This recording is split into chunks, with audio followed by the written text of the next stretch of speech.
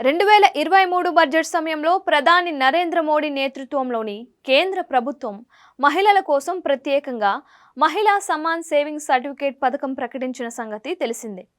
కొద్ది రోజుల్లోనే అది లాంచ్ అయింది.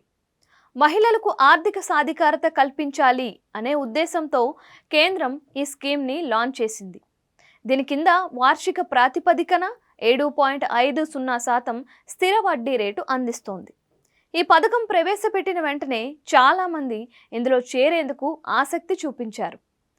ఇప్పటి వరకు ఈ స్కీమ్ కింద ఏకంగా 43,30,121 అకౌంట్లు ఓపెన్ అయ్యాయి. 2024 అక్టోబర్ 10 వరకు ఇంతమంది చేరినట్లు 2024 డిసెంబర్ 3న రాజ్యసభలో ఒక ప్రశ్నకు లిఖితపూర్వక సమాధానంగా ఇలా చెప్పారు కేంద్ర ఆర్థిక మంత్రి సహాయ మంత్రి శ్రీ పంకజ్ చౌదరి. ఈ పథకంలో మహిళలతో పాటుగా మైనర్లు కూడా చేరేందుకు అవకాశం ఉంటుంది.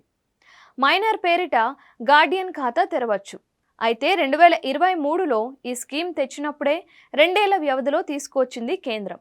అంటే 2025 వరకు మాత్రమే అవకాశం ఉందన్నమాట. అంటే 2025 మార్చి 31 లాస్ట్ డేట్. ఆలోపు ఈ స్కీమ్లో చేరాలి అనుకుంటే చేరచ్చు. కనీసం 1000 రూపాయల పెట్టుబడితో ఇందులో అకౌంట్ ఓపెన్ చేయవచ్చు. పరిమితి 2 సంవత్సరాలుగా ఉంటుంది.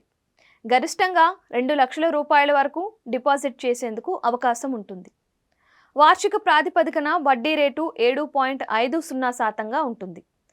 ప్రతి త్రైమాసికానికి ఒకసారి లెక్కించి అకౌంట్లో వడ్డీ జమ చేస్తారు.